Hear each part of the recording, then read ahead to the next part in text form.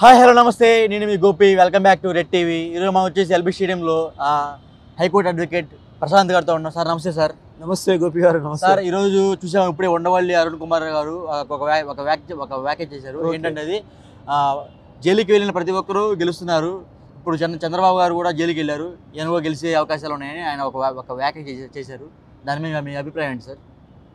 అంటే ఇప్పుడున్న ఈ ఫ్లోని చూస్తే ఎక్కడ చూసినా కూడా జైలుకి వెళ్ళిన వాళ్ళు తర్వాత అధికారం చేపట్టిన దాఖలే ఉన్నాయి. ఎట్లా అంటే మనకు తెలంగాణ ఇప్పుడు రేవంత్ రెడ్డి గారు కూడా జైల్లో ఉన్నారు. అధికార పక్షము వాళ్ళ దాడితోనే ఆయన జైలుకి వెళ్ళాడు. తర్వాత ఆయనకు సింపతి వచ్చింది, ఆయన ప్రతి పబ్లిక్ మీటింగ్లో చేసుకున్నాడు. ఇప్పుడు చంద్రబాబు నాయుడు గారు కూడా జైలుకి వెళ్ళి వచ్చారు. అది అయితే అలా జరుగుతుంది, అది ట్రెండ్ జరుగుతుంది. ఈవెన్ ఇక జగన్ గారి విషయానికి వస్తే కూడా అదే జరిగింది కదా.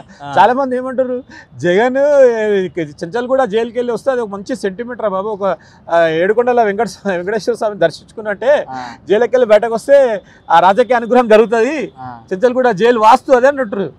చాలా మంది అంటారు అక్కడ ఆ గేటు బయటకు రాగానే తప్పకుండా అన్ని జరిగిపోతాయి, ఆ జైలుకి వెళ్ళి వస్తారంటారు. మరి ఇక్కడ చంద్రబాబు నాయుడు గారు వెళ్ళిన జైలు వేరు, సెంట్రల్ జైలు అది. ఈయన రాజమండ్రి సెంట్రల్ జైలు, ఈయన వెళ్ళింది చెంచల్ కూడా జైలు. తర్వాత చాలా మంది అట్లా ఎప్పుడో మన గతంలో కూడా మన స్వాతంత్ర టైంలో కూడా చాలా మంది కొన్ని జైల్లో అనుభవించారు. ఏది అక్కడ అండమాన్ నికోబార్ జైలుకి వెళ్ళారు కానీ వాళ్ళు ప్రాణాలే కోల్పోయారు.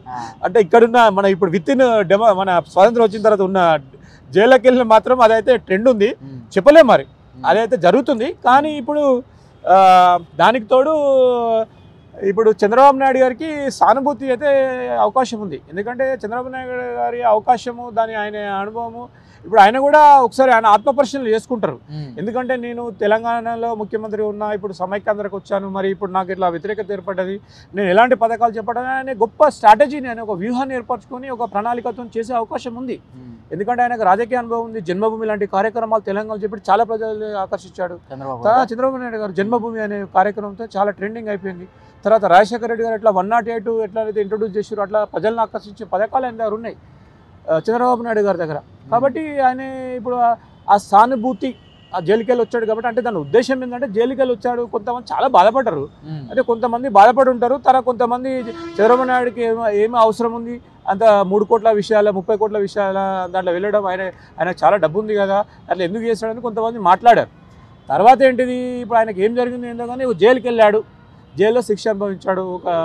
ఒక పెద్ద రాజకీయ నాయకుడు, ఒక రాష్ట్రానికి ముఖ్యమంత్రి అయి ఉండి, మాజీ ముఖ్యమంత్రి అయి ఉండి, తర్వాత ఏది కేంద్రంలో కూడా ఒక చక్రం తిప్పాడు యునైటెడ్ ఫ్రంట్లో, చాలా గవర్నమెంట్లో. అలాంటి వ్యక్తి జైలుకి వెళ్ళి వచ్చి రావడం ఏంది అనేది కొంచెం సింపతి కూడా అక్కడ ఆయనకు ఒక సానుభూతి ఏర్పడ్డది. అయితే అది ఆ పాయింట్ ఆఫ్ వ్యూలోనే ఉండవాలి అరుణ్ కుమార్ గారు. సారీ ఆ మాట మాట్లాడుంటారు, అర్థమైందా సార్? అరుణ్ కుమార్ గారు చెప్పింది ఏంటంటే ఆ సింపతి ఉంటుంది, ఆయన సానుభూతి ఉంటుంది. చంద్రబాబు నాయుడు గారికి సానుభూతితో ఓట్లు పడే అవకాశం ఉంది. జగన్ గారికి ప్రజా వ్యతిరేకత వస్తుంది, ఎందుకంటే బోరు కొట్టింది ప్రజలకు, ఆయన ఏం చేస్తాడు ఏంటంటే కొంచెం ఉంటుంది. దానికి ఇది తోడయి ఆయన గెలిచే అవకాశం ఉందని అరుణ్ కుమార్ గారి అనాలిసిస్. అంటే ఇప్పుడు మీరు చెప్పిన ప్రకారం ఎలా ఉందంటే జైలుకి పోతే సీఎం అయిపోవచ్చు, అట్లా ఉండదండి. జైలుకి ఇప్పుడు చూడండి, మనం ఏదైనా అఫెన్సెస్లో మనము ఇప్పుడు సీరియస్ అఫెన్సెస్లో వెళ్ళొచ్చు. ఈయన వెళ్ళింది ఏంటి, ఒక అలిగేషన్, ఒక పబ్లిక్, ఒక ప్రజలకు ఒక పథకాన్ని చేపట్టే విషయంలో అవినీతికి పాల్పడ్డారనే విషయం ఉంది అక్కడ. కానీ ఎప్పుడైనా క్రిమినల్ అఫెన్సెస్, ఆయన ఒక 100 మందిని మర్డర్ చేయించాడు, లేకపోతే ఊరిని తగలబెట్టేస్తాడు, అలాంటి కేసులు అయితే ఆయనకు సానుభూతి రాదు. సరే ఆయన ఎందుకు చేస్తాడు, ఏం చేస్తాడు అనేది ఉంది. కానీ మేజర్ క్రిమినల్ అఫెన్సెస్ వెళ్తే తప్పకుండా ఆయన శిక్ష అయ్యే అవకాశం ఉంది. ఎకనామికల్ అఫెన్సెస్లో ఈజ్ బీన్ అరెస్టెడ్, అంతే కదండి. అయితే దానికి ఈయన ఇప్పుడు జగన్ కూడా అదే. ఎందుకు ఆయనకు ఆస్తులకు మించి ఆయనకు మించిన ఆస్తులు ఎక్కువ వచ్చినాయి, లెక్కలేని ఆస్తులు ఉన్నాయి ఆయనకు అన్న విషయం మీద జైలుకి వెళ్ళాడు. ఇప్పుడు చంద్రబాబు నాయుడు గారు వెళ్ళింది కూడా అదే, రేవంత్ రెడ్డి గారు వెళ్ళింది కూడా డబ్బుల విషయంలోనే, డబ్బులు ఇచ్చారని. కాబట్టి ఈ విషయాలలో ప్రజలకు కొంచెం సానుభూతి అవుతుంది, ఏర్పడుతుంది. అయితే నిజంగా ప్రూవ్ అయిపోయి వేరే విషయంలో వాళ్ళు ఎక్కడైనా చంపేశారు, మర్డర్ చేశారు, మానభంగాలు చేశారు, హీనియస్ అఫెన్సెస్ చేశారంటే ప్రజలు వాళ్ళు సహించరు. వాళ్ళకు ఎన్నికల వాళ్ళు నిలబడితే నిజమైన గుణపాఠం చెప్తారు. ఇప్పుడు చంద్రబాబు నాయుడు విషయంలో అలాంటి సమస్య లేదు, అలాంటి అభిప్రాయం ప్రజల్లో ఉండదనేది నా భావన. అంటే ఇప్పుడు పవన్ కళ్యాణ్ గారు కూడా జైలుకి వెళ్ళాలి మీరు చెప్పేది అయితే సార్ పవన్ కళ్యాణ్ గారు ఎందుకు వెళ్తారు? పవన్ కళ్యాణ్ గారు వెళ్తారంటే పవన్ కళ్యాణ్ మీద ఏంటంటే అది పాత చింతకాయ పచ్చడిలాగా ఎన్నో పెళ్లిళ్ళు చేసుకున్నాడు, 3 పెళ్లిళ్ళు చేసుకున్నాడు, 4 పెళ్లిళ్ళు చేసుకున్నారు అంటున్నారు.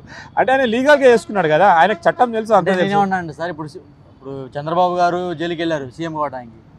ఏది అరుణ్ కుమార్ గారు చెప్పిన దాని ప్రకారం చెప్తున్నా, చంద్రబాబు గారు జైలుకి వెళ్ళారు సీఎం కావడానికి, జగన్ గారు జైలుకి వెళ్ళారు సీఎం కావడానికి, రేవంత్ గారు సేమ్ అలాగనే పవన్ కళ్యాణ్ గారు కూడా జైలుకి వెళ్తే సీఎం అయ్యే అవకాశాలు ఉంటాయి కదా. వాళ్ళు అనుకొని ఒక చిన్నపిల్లల ఆట ఆడుకొని జైలుకి పోలేరు. అదే ఒక పరిస్థితుల్లో బట్టి వాళ్ళు జైలుకి వెళ్ళారు. ఇట్లా అనుకొని జైలుకి వెళ్ళే అవకాశం లేదు. అయితే ఇప్పుడు పవన్ కళ్యాణ్ గారికి కూడా చాలా ఆస్తులు ఉన్నాయని తెలుసు. ఆయన ఇంటర్నేషనల్ ఫిగర్ అయిపోయారు. ఆయనకు అన్ని విధాలుగా ఆయన ఉన్నారు. అయితే ఆయనకి ఎక్కడున్నాయి? ఆయన ఏమంటారు, నేను ఒక్కరోజు ఒక నెల గట్టి కష్టపడితే 200 కోట్లు 500 కోట్లు సంవత్సరానికి 1000 కోట్లు సంపాదించగలుగుతా, ఒక ఫిలిం స్టార్ లాగా నాకు అంత రెమ్యూనరేషన్ ఇస్తారు అని చెప్తున్నారు ఆయన. మీరు అబ్జర్వ్ చేస్తారు. ఆయనకు ఇప్పుడు ఆయన ఏ విధంగా పోతారు? ఆయనకు ఒక సోర్సెస్ ఉన్నాయి కదా. ఇప్పుడు మనకు తెలుసు next richest source of income film industry అని ఉంది. మొన్న ప్రభాస్ గారు కొన్ని 50 కోట్ల రూపాయలు రామ మందిర ఈవెంట్లో ఆయన 50 కోట్ల రూపాయలు భోజనానికి ఇచ్చాడంట. 100 కోట్లు 50 కోట్లు ఇచ్చాడట. అంటే ఫిలిం స్టార్స్ కాదు. పవన్ కళ్యాణ్ గారు కూడా ఒక ట్రెండ్ సెట్టింగ్ యాక్టరు. ఆయనకు సినిమాలో వెళ్ళా కూడా ఆయన సినిమా ఒక 500 కోట్లు మీద అరౌండ్ 1000 కోట్లలో ఉంటుంది. అయితే ఆయనకు అవకాశం ఉంటుంది. ఆయన జైలుకు వెళ్ళే అవకాశం అనేది ఆయన చెప్పలేము. ఆయన ఒక ముఖ్యమంత్రి పదవి చేపట్టి వీళ్ళందరికీ ఏంది, పవన్ కళ్యాణ్ గారు ఇంతవరకు ముఖ్యమంత్రి కాలేదు. జగన్ గారు తర్వాత జైలుకి వెళ్తే ఆయనకు అవకాశం వచ్చింది, ఆయన ప్రూవ్ చేసుకున్నారు. జగన్ గారు ఒక కారణం జన్మడానికి ప్రూవ్ చేసుకున్నారు, ఎందుకంటే జైలుకి వచ్చి ముఖ్యమంత్రి అయ్యారు. చంద్రబాబు నాయుడు గారు ముఖ్యమంత్రి అయిన తర్వాత జైలుకి వెళ్ళారు. తర్వాత ఆయనకు సెకండ్ ఇన్నింగ్ స్టార్ట్ అవుతుంది. ఆ సెకండ్ ఇన్నింగ్ స్టార్ట్ అవుతున్న దాంట్లో ఆయనకు కూడా సానుభూతి వచ్చే అవకాశం ఉంది చంద్రబాబు నాయుడు గారు. మళ్ళీ ఎందుకంటే ప్రజలు కూడా సెకండ్ టర్మ్ వేరే కొత్త అని అనుకుందాము. మళ్ళీ ఇంకోటి ఏమంటారంటే చంద్రబాబు నాయుడు గారు కొంచెం experienced person. Telangana separate Telangana అయిన తర్వాత ఈయన వచ్చారు. ఇప్పుడు ప్రజలకు మెయిన్ ఏంది, అమరావతి క్యాపిటల్ సిటీ అనేది ఇంకా సమస్యనే ఉండిపోయింది. ఇంకా సమస్యనే ఉండిపోయింది అక్కడ. మరి ఆ సమస్యను అన్నింటినీ పరిష్కరించే ఒకటి అనుభవం కావాలి, ఒక రాజకీయ అనుభవం కావాలి, ఒక స్ట్రాటజీ కావాలి. కేంద్ర ప్రభుత్వంతో ఒప్పించి పథకాలు మనకి కావాల్సిన ఫండ్స్ తీసుకొచ్చే ఏర్పాటు చేయాలి అనేది దీంట్లో సక్సెస్ఫుల్ అవుతాడు చంద్రబాబు నాయుడు గారు. ఆ అనుభవం ఉందనేది ప్రజల్లో కూడా ఉంటుంది.